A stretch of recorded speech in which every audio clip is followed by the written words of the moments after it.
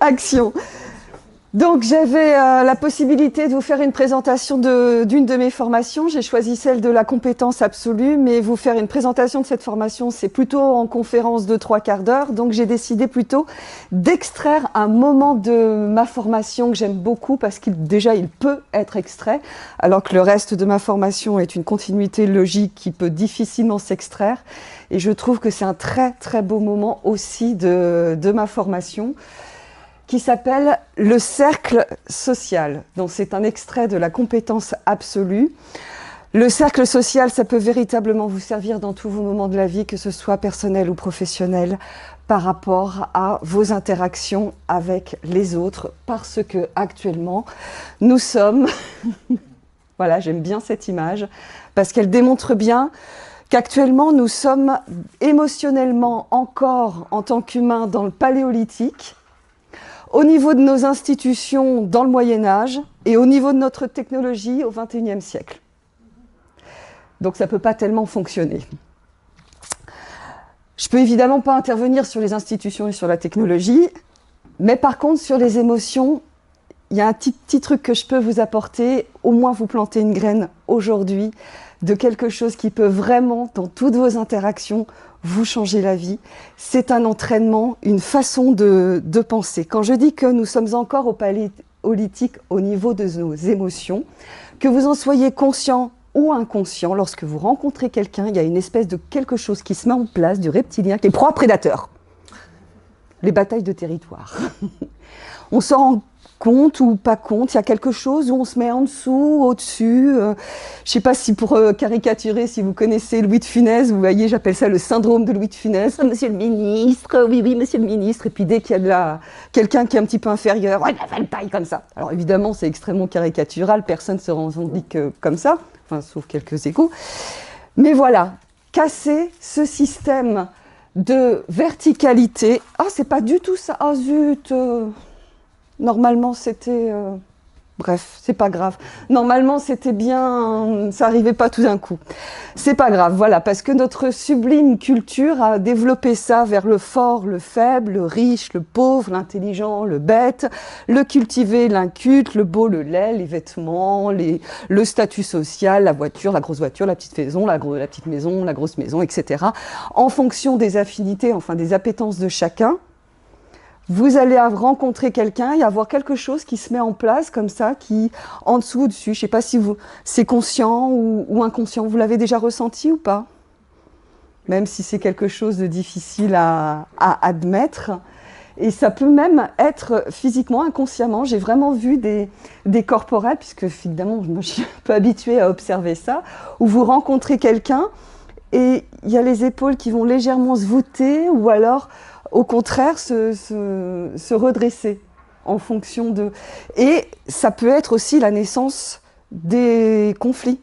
Parce que si vous êtes à équivalence avec quelqu'un, c'est nous sommes d'ailleurs, je vais m'impliquer, à équivalence avec quelqu'un, c'est là où on a les combats de coq.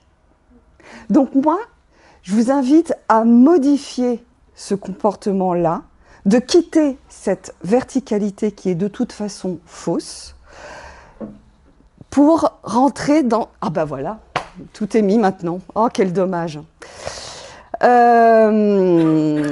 Donc pour rentrer dans une espèce de cercle où vous allez vous mettre au milieu et penser à X pour faire l'exercice, là, aujourd'hui. Pensez à X.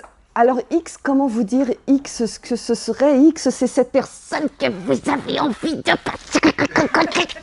Parce qu'elle vous a blessé, elle vous a trahi, elle vous a... voilà, victime d'injustice. On a tous quelqu'un comme ça avec qui on a travaillé, là, que vraiment, si on la retrouvait, cette personne, ou alors vous travaillez encore avec elle, et là, c'est la possibilité de continuer à travailler avec elle sans vous blesser. Et ça, c'est extrêmement important, que vous conserviez votre estime de vous-même malgré le fait de travailler avec, je ne vais pas dire le nom, vous pensez. Donc, vous allez vous mettre au milieu. Vous allez penser à cette personne, au lieu de penser en verticalité, de ce qui vous éloigne de cette personne. C'est-à-dire que, par exemple, si je pense à X, Cette personne, elle est hypocrite. On n'aime pas les personnes hypocrites. Et ça, vous en avez été témoin. C'est-à-dire que ce n'est pas des jugements de valeur. Elle est bête, ou elle est... voilà, ça c'est un jugement de valeur. Ça ne repose pas sur quelque chose de concret. Alors que hypocrite, vous avez vu la personne être très aimable avec une personne, et dès qu'elle a le dos tourné, « Ah, t'as vu, ta. Ça, vous l'avez vu, c'est factuel. Elle est jalouse, cette personne. Vous avez très bien vu comment cette personne, tout d'un coup, dès qu'il y a quelqu'un qui est un peu plus fort qu'elle, elle va avoir tendance à la réduire, l'éliminer. Elle est égoïste aussi, cette personne. Vous avez vu à quel point elle ramenait tout à elle, que c'était... Puis elle est bavarde, elle n'arrête pas de parler, elle prend tout l'espace comme ça. Donc généralement en formation, à ce moment-là, ça va très très vite quand je demande aux personnes de dire ce qui vous éloigne de penser à X et ce qui les éloigne de X. Les 4 défauts, il y en a même un 5e qui est prêt à sortir. Seulement je dis non, surtout pas de 4e, parce que comme l'humain c'est complexe, j'aime bien dire que l'humain le comparer à un continent, une planète ou un univers. Un continent, si on garde cette image, vous abordez par exemple en bateau une plage de sable fin, une personne aimable, gentille, vous vous sentez serviable, vous avez envie d'être avec cette personne, mais après cette personne, vous vous rendez compte qu'elle est hypocrite. C'est-à-dire que derrière cette plage de sable fin, vous allez avoir des ronces. Et à l'inverse, vous rencontrez une personne falaise, vous abordez une falaise, voilà, quelqu'un qui est très distant, qui vous semble arrogant, méprisant, mais comme vous avez fait le cercle, vous allez aller au-delà de ça, vous allez essayer de chercher la faille et d'aller véritablement à la rencontre de la personne. Et là, en fait, derrière cette falaise, vous allez vous apercevoir qu'il y a une prairie fleurie, une forêt nourricière, quelqu'un d'extrêmement riche qui va véritablement vous nourrir, parce qu'au départ, cette falaise, c'était quelqu'un de timide. Et il y a énormément de timides qui ont un aspect comme ça, froid, arrogant, dont ils ne se rendent même pas compte, mais ils ont cet aspect comme ça de protection et de défense. Donc, vous allez aller au-delà de la personne et vous allez chercher donc sur X, toujours cette personne que vous détestez, vous allez chercher ce qu'on appelait avant des qualités, ce qu'on appelle aujourd'hui des choses qui vous rapprochent de cette personne. Donc, vous vous rendez compte quand même que cette personne, elle est pragmatique. Voilà, c'est bien, quand vous travaillez avec elle, c'est carré. Elle est avenante, elle est gentille parce qu'effectivement, elle est hypocrite, mais au départ... Quand on ne la connaît pas, elle est avenante, elle est sympathique, elle est volontaire. Quand on lui demande quelque chose, elle le fait. Donc ça, c'est agréable.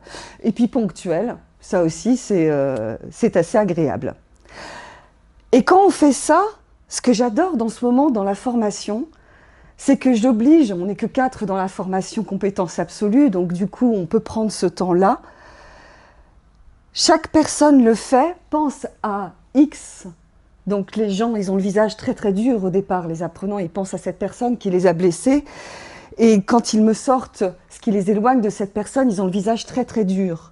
Et quand je les oblige à me dire ce qui les rapproche de cette personne, « Ah mais rien, ça commence souvent comme ça », je dis « Ben oui, mais l'humain est complexe, donc forcément, cette personne a des qualités, donnez-moi, vous m'avez donné 4 choses qui vous éloignent, donnez-moi 4 choses qui vous rapprochent. » Et parfois, c'est un accouchement. Hein.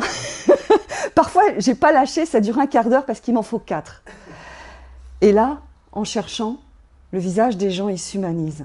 Et ce qui se passe à ce moment-là, qui est très très beau, c'est qu'on se rend compte en fait que ce qui est à l'extérieur, les défauts, c'est quelque chose qui relève des blessures de la personne elle-même, des peurs. On est hypocrite pour se sentir supérieur aux autres. Pour dire « Ah, moi, je ne suis pas comme ça, moi, je suis meilleur que l'autre ».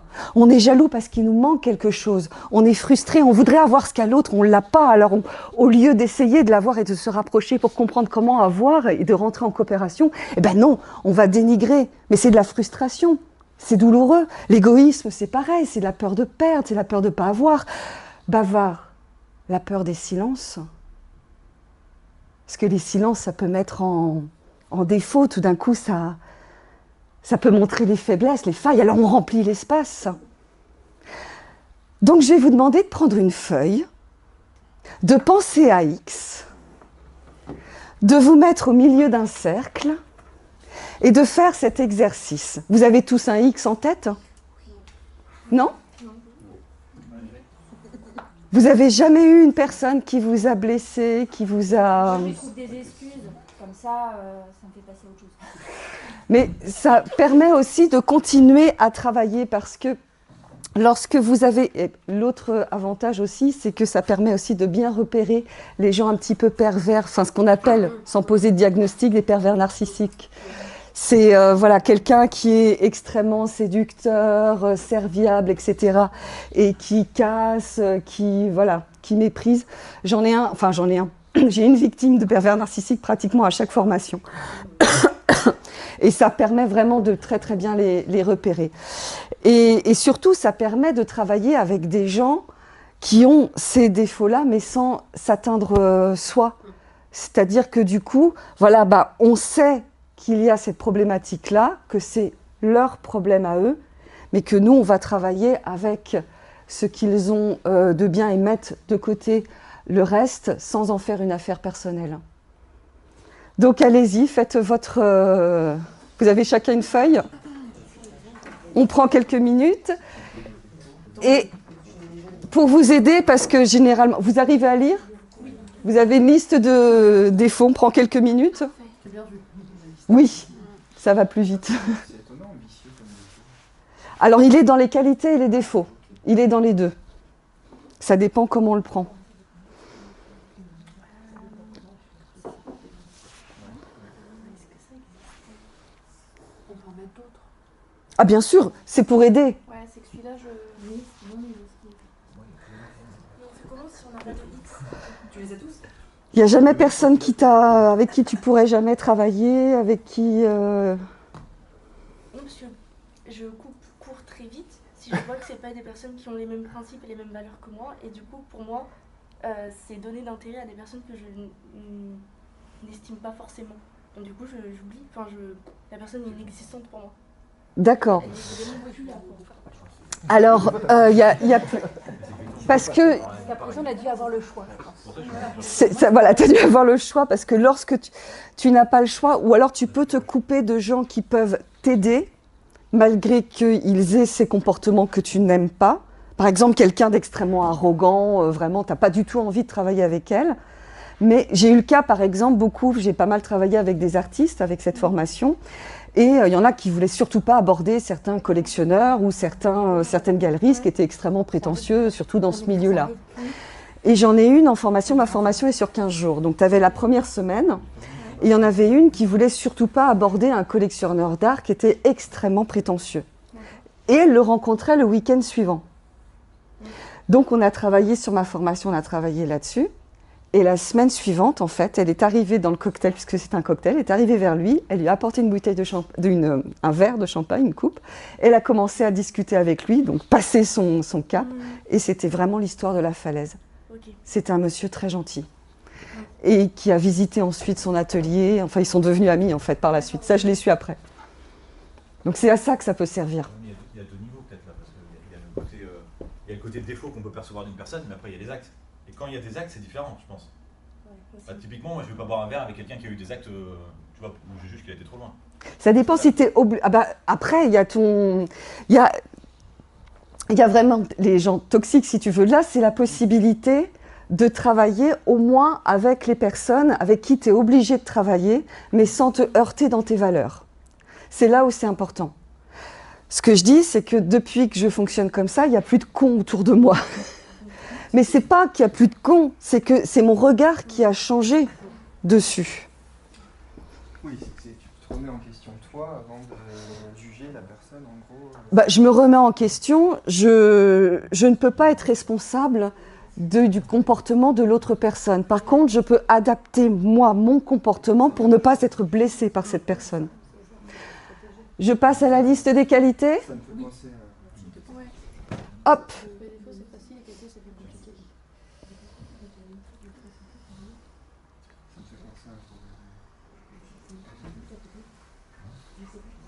Alors, défaut. Et pourquoi ça marche pas? C'est bien là. C'est juste qu'on est dans le haut, c'est pas bien. Ah voilà. Je sais pas pourquoi. D'accord.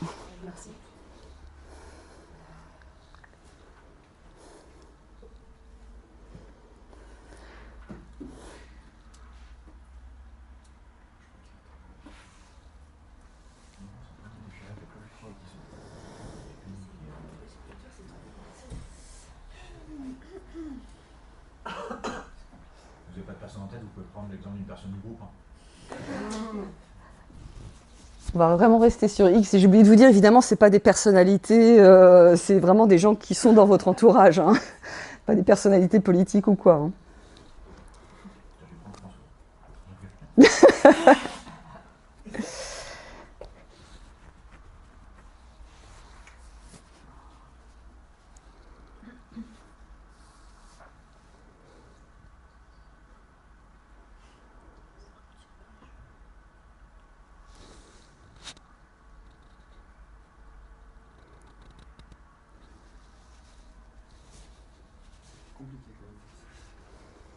C'est... Quand on a un X en tête, on trouve plus facilement les défauts. Absolument. Absolument. C'est pour ça que je disais que c'est un véritable accouchement. Parce qu'il en faut forcément 4. Ouais, 4 et 4. Je vous aurais pas. La personne qui t'est imposée. T'es plus confronté à ça.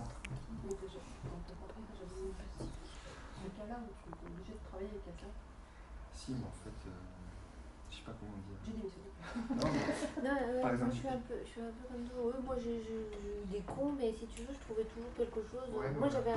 j'avais un mec, j'ai pas forcément 4 défauts, 4 qualités, mais le mec était imbuvable. Il était horrible comme chef, il était. Enfin, vraiment. Mais à côté de ça, il aimait voyager, on parlait de voyage, on parlait plein de choses, de musique, il était fan. Et à côté de ça, c'était le mec, je serais.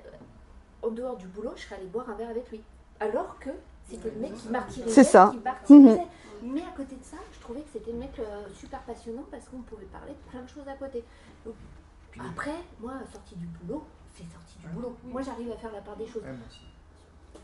Après, ça veut être un con toute la journée. Puis ça vient parfois, pour lui, quoi. parfois, ce genre de personnes, même si on se rend compte avec du recul qu'ils ont été peut-être des fois exigeants à l'excès, mais pour notre propre bien.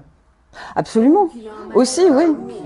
Qui vous a porté, Justement, exactement, ouais. Voilà, Car parce que manque lui, côté perso ou des choses comme ça. Ouais. Et après, j'ai souvent tendance, moi aussi, à. Bah, c'est ça, puis je pense que ça dépend comment toi tu réagis avec ce genre de personnalité et ton rapport en fait à l'autre va extrapoler son caractère ou pas. Enfin, je sais pas comment dire, mais l'interaction elle est vachement changée en fonction de ton tempérament de base et ta faculté à interagir en fait avec l'autre. Donc ce con-là, il peut être vraiment con, mais en fait, toi tu le vois pas comme ça, tu le perçois. Bah, tu le perçois pas comme ça parce que tu n'es plus dans les jugements de valeur et dans l'émotionnel et dans le paléolithique. C'est-à-dire que, voilà, Développer. complètement. Et du coup, il n'y a pas de... Je suis pas en train de te juger, il n'y a pas... Il n'y a pas tout ça. Et ça peut être même très très perturbant pour les autres et ça peut même modifier... Ça peut même modifier le comportement des autres. Je vais être très rapide, j'espère que je ne dépasse pas trop. Je vais être très rapide. Après, si vous n'êtes pas un quart d'heure près, S'il y en a qui doivent partir, ouais, mais on peut passer à la discussion. ceux qui doivent partir peuvent partir, à la rigueur. Mais si, Il me reste voilà. 5 minutes. Mais bon, si on n'est pas de 5-10 minutes, bon, exceptionnellement. Alors, juste rapidement, je fais l'anecdote très rapidement. J'habite un village, je déscolarise ma fille. Ouh, pas bien. Toute une série de femmes me détestent et ça se voit. Elles me regardent, elles me connaissent pas, hein, mais elles me haïssent. J'entends des retours de trucs, etc. Bon, et elles s'occupaient du foyer rural du village. Et moi, j'avais un partenariat avec une librairie où je faisais des lectures. Et la libraire me dit, moi j'aimerais bien faire des lectures dans ton village, comme ça je vendrais des livres, etc. Et moi j'allais lui dire, oh bah là, le foyer rural t'oublie parce que... Et puis j'ai rien dit. Et je suis allée au foyer rural et pour y aller, il fallait un grand parking. Il y avait les 3 femmes qui me détestaient, qui discutaient. Et effectivement, je traverse le parking et je les vois, elles me regardent, enfin des fusils à la place des yeux, vous voyez ce type de regard. Et moi j'avance en souriant et je les vois se décomposer. Et évidemment, j'avais préparé mon discours avec les mots-clés lecture goûter pour enfants gratuit avec la librairie La Nouvelle Réserve. J'avais vraiment fait le discours impeccable. Et donc j'arrive, bonjour, et je fais mon discours et je les vois véritablement se décomposer. Et c'était comme si c'était écrit « Oh, ben elle est sympa en fait !» Et c'est ça que ça peut vous apporter, quoi. Quelqu'un qui va être vraiment vous écraser, essayer de vous écraser, etc. Mais vous ne vous laissez pas écraser, vous ne vous laissez pas heurter. Et c'est ça que ça peut énormément changer, y compris aussi dans les bonne situation de vente d'une personne qui va essayer de vous écraser ou de vous mépriser, mais ça glisse. et ça perturbe l'autre. Voilà, tout ce que ça peut vous apporter le cercle social si vous arrivez à penser comme ça. Merci. Ceux qui restent, vous pourrez poser des questions à Élise éventuellement. Et moi,